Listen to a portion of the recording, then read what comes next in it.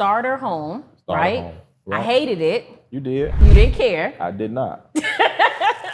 You didn't care at all, but guess what? That was before the twins. Let's start first. A lot of people leaning into perfection, and that turns into procrastination. So you get what I'm saying? So it's not a matter of, I want to get it right now, right now, right now. No, let's get started.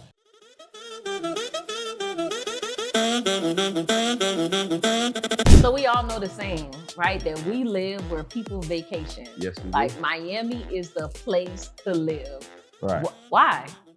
Because it's a buzzing city. It's a buzzing city. I'm talking about there's always something going on. Not just Miami. We're talking about Atlanta too, because we're there. But as far as Miami, we got our finger on the button. We know exactly what's going on in the city. So you're talking about South Beach. We're talking about that's a major tourist attraction. Everybody's coming to South Beach. But we don't have South Beach. So here's the thing. Let's talk about it. South Beach is a thing of the past. Just a little bit. Just a little bit. Because we know that there used to be spring break South Beach era. But now we have Fort Lauderdale Beach. Hollywood Beach. Los Olas, Hollywood Beach. Like we live where people vacation in South Florida. And I love it because even when we have out-of-state buyers, think about the Carolina buyer that we recently had. Yes. He owns, oh my gosh, he owns a ton of Airbnbs in Carolina, but he wants to buy here in South Florida. Let's talk about it, the stadium. Right. Right next to your old neighborhood. Yes, in my neighborhood, actually. So we own a few properties in Miami Gardens. Miami Gardens is that city where the happening is, meaning you got Formula One racing that comes around once a year. You got the major concerts like Rolling Loud, Beyonce's performing there. All of the big time performers are performing in that city and in that stadium. Not to mention the sports teams and the championship college games. It's a very, very buzzing and happening city. So understanding what's going on in that environment, the potential for earnings on your investment is through the roof. And even now, so I know a lot of people are super fearful about what's going on in the market right now. Right? Inventory is up and sales are slowly falling down. But one thing I love about the South Florida area is because it's a place where everybody vacation and there's so many tourists. There are over 1,000 people that move to Florida each and every day, right? So thinking about that, when we first bought our home. Oh, we're gonna talk about that one. Yeah, let's talk about it because there was a big mistake that was made. At which point? When we sold the property and we shouldn't have sold the property. Correct. Like, let's talk about it because, first of all, I think that you guys may or may not remember, but I didn't know what real estate was before I met Darrell. Never even heard the term. That's the crazy part. You made sure after we got married that we invested in real estate. Right. And we bought our first primary residence. Think about it. That property was it even 1,300 square feet? It was a small house, but it was our house. And I hated that house. Listen, we could not agree on a property. At one point, it's so funny because our first house, we couldn't agree so much that I signed on a dotted line without seeing the property. And then our second primary residence, he signed on a dotted line without seeing the property. So that's what type of compromise you need in marriage, even when it comes to buying a home sometimes. Yeah. I like to say I specialize in couples. Oh my gosh, there was only one couple that I remember servicing where they were just in sync. They had been together since high school. They had already owned a property and I helped them sell their property and purchase another property. And they're still in that property today, but that's the only couple. Never argued. Like it was like they were inseparable from beginning to end. I mean, you know what? Barrett, that's the Barrett family. Shout out to the Barrett family. Absolutely. Because they're still near and dear to us. But back to what we were talking about, that property was only 1,300 square feet. Right. Starter home, right? I hated it. You did. You didn't care. I did not. You didn't care at all, but guess what?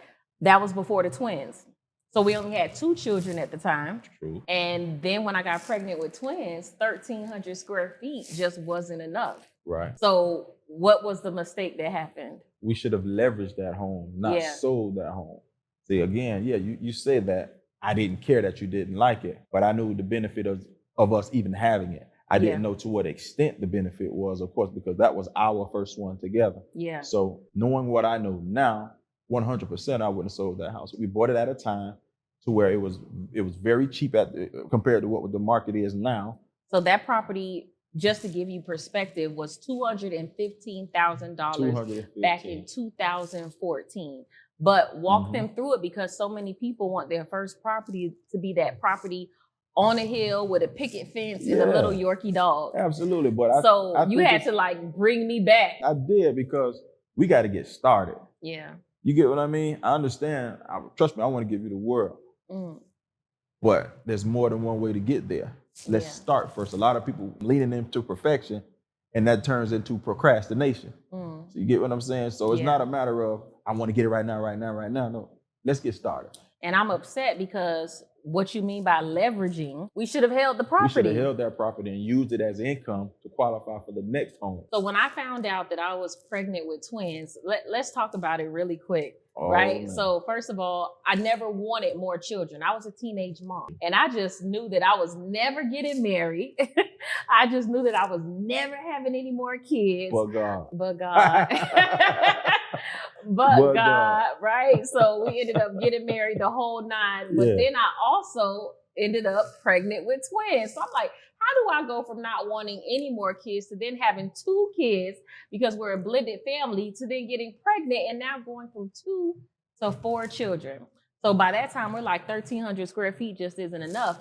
But we did not connect with the right resources and the right people, which is why we sold the house, because I was not a real estate agent yet, right? So I remember that we thought that we had to sell the house because the loan officers were telling us that we couldn't afford to carry 2 mortgages, so we had to sell.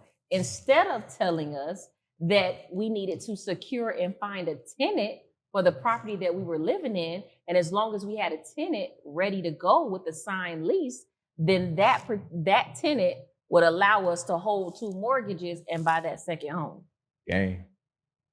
Game changer, because we sold that house because of misinformation. True. From the loan officer. And then what happened? We sold that property for, I think, $225,000. We barely made a profit. We made a profit because that's how great real estate is. But because we were already selling in less than 2 years, we didn't make as much money as we could have made.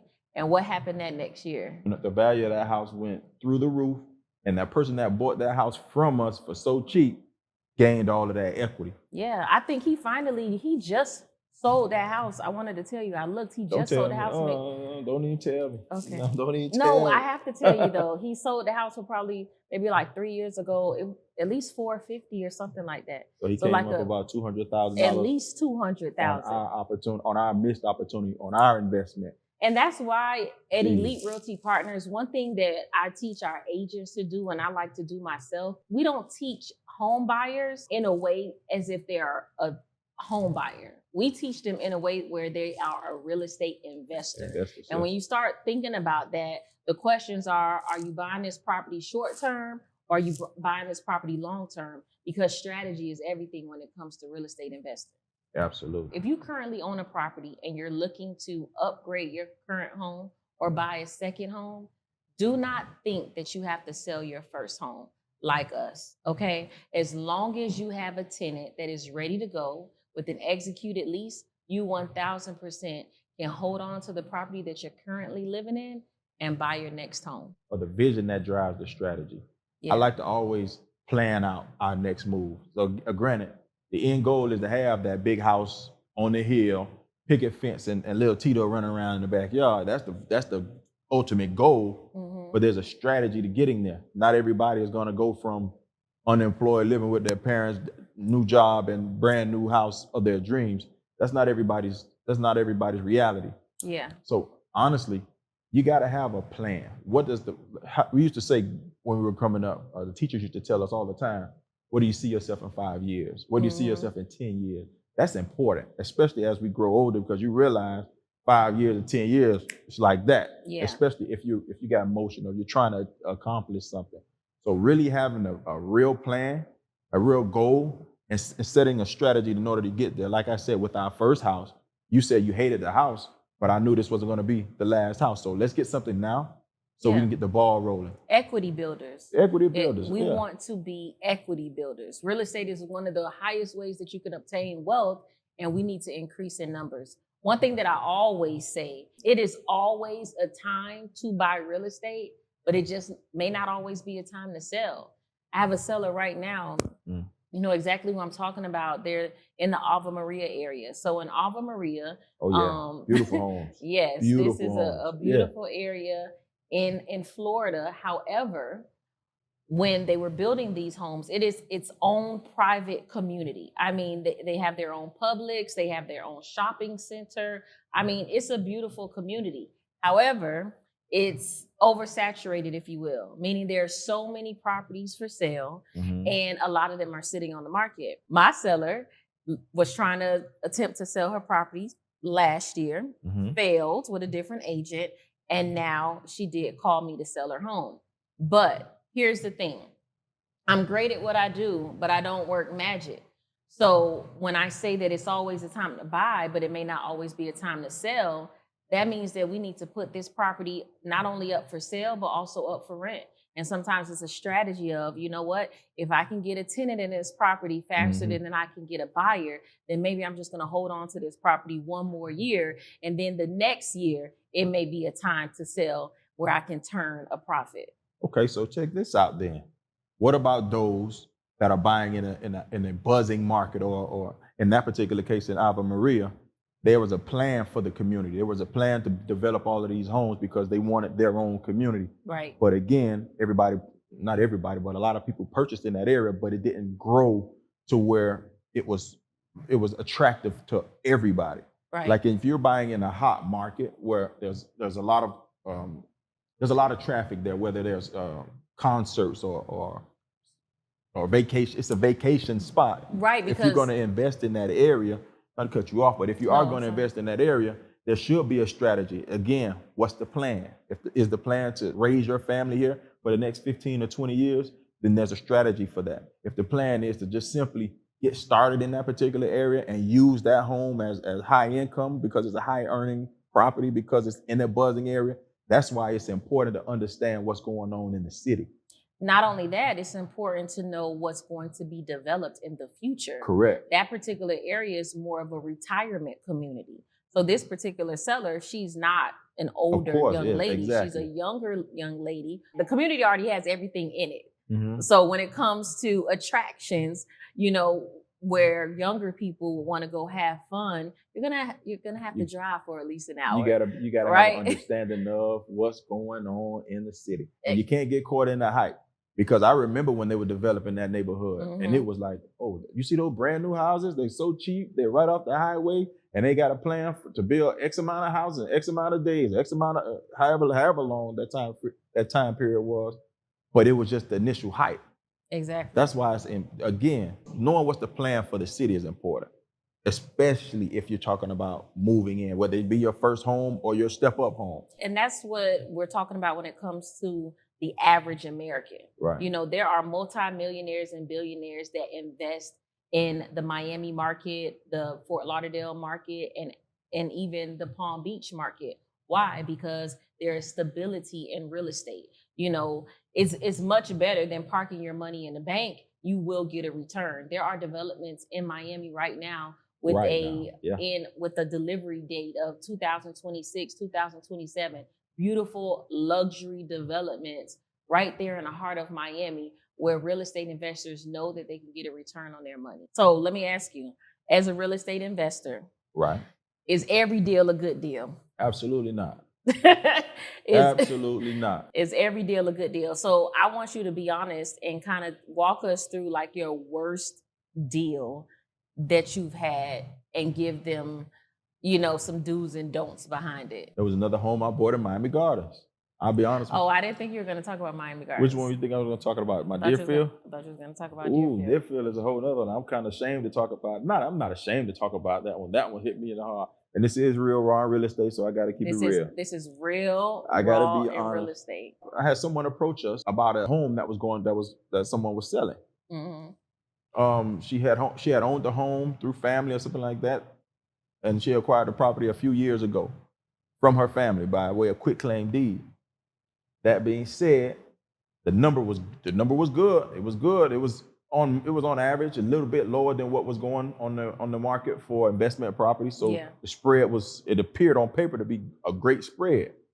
Not too good to be true, but a very, very good deal. Mm-hmm. So we went through that whole process. I purchased the home. I was told that there were tenants in the property that wasn't paying rent. So I'm thinking, okay, there's no lease in place or anything like that. So we can go ahead and just start the eviction process. I know on average, the worst case scenario will probably be 60 days. It's a good deal. I'm going to take it. I'm going to take that risk. Before we bought the house, I went by the house to see if I can work something out with the people that lived in the home to say, hey, I can get paid for you guys. Tenants. The tenants, exactly. The tenants. So I'll go by the home. Hey, I'm buying this house. I heard you guys aren't paying rent. I'm going to get this person out of here. Maybe I can pay for you guys moving fees, or maybe a piece of your first moving expenses, maybe your first and last, for you to go ahead and get yourself squared away in the next property. Trying to work something out. I went there at least 2 times. Nobody answered the door. No problem. The deal still looks good on paper. Sweet deal. We go to close. Too sweet. We go to close. I think it was the next day or the same day after I closed. I went by the house. I think it was the very next day after closing. So I'm going to the house.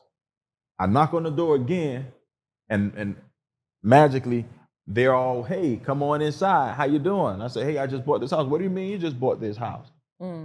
This is my house. How did you buy my house? I didn't sign anything for you to buy. I'm like, hold on, what's going on? Listen, just that, my stomach, my throat went down to my stomach. I'm talking about sink all the way down, because I'm like, what are you talking about? I did all of my title work. I checked all of the boxes. I got title insurance. I got everything checked. And it still ended up being the person that was in the home, the family that was in the home claims that the person who I bought the home from acquired the home fraudulently. This is 2.5 years ago. So we want to give you the good and the bad. So 2.5 years ago, still going through litigation, basically. So that means mortgage payments are still being paid. Yep. This means taxes Insurance are still being paid. To be met, the whole 9. Insurance still has to be paid. And there's no return as of yet. We didn't even talk about it. Attorney fees. Attorney fees, right? So, I mean, here's the thing. I'm so thankful. I'm even thankful in that situation because, number one, as a real estate investor, you need to have your standards, right? You have your criteria of what you're looking for when acquiring an asset, but you also have to have your don'ts list. And one thing that's number one on our don'ts list now is that we will not buy any properties with a tenant, whether it's a real tenant or not. That's just not something that we want to do in our business right now. And that goes into our next topic. Like, how do you stay in alignment with your goals? Having a full understanding, at least somewhat of an understanding, and getting wise counsel from those that have done it. Or you got a real estate professional that you lean on, or that you get an advisement from, especially like a really good realtor. I'm gonna go ahead and plug Elite Realty Partners right there, because they're trained and prepared and ready to provide elite service. But anyway, back to this. You always want to make sure you uphold this. The thing is, what are standards if you're never enforcing them? Right. So if you have a standard, if this is the goal, stick to the script. Go down, check every box. And that's just like even the people that are lending money. So most times, right, real estate investors may not be buying or acquiring these properties with their own cash. Oftentimes, that's not even the best route, even if you have the cash.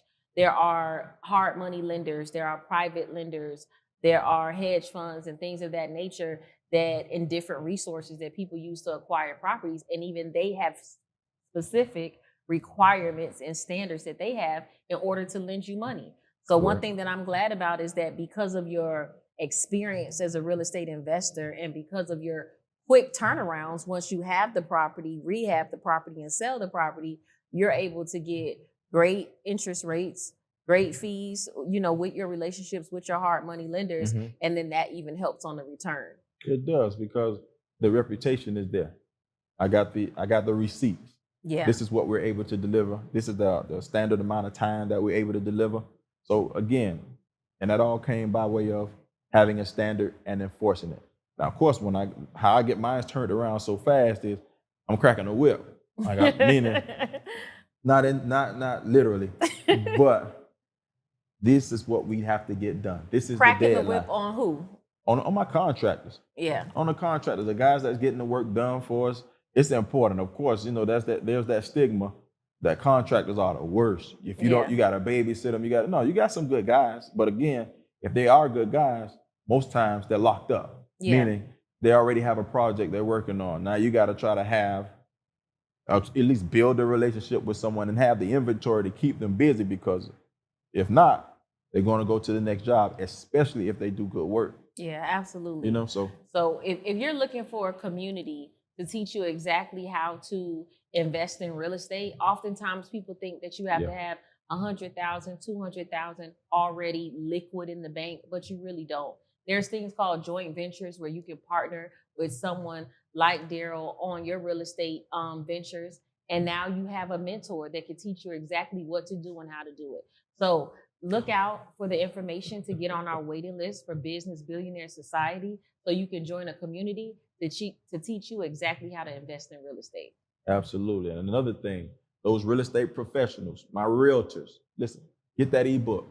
Get that ebook. That way you can help scale your business. You can get better understanding of how to find good deals, how to prospect, how to talk to your clients, and be that professional, that valuable professional, giving valuable information. Yeah, because one thing I like about you, and I can say this from the beginning, even as a new real estate investor, you've made at least six figures on every deal. Yeah. Right.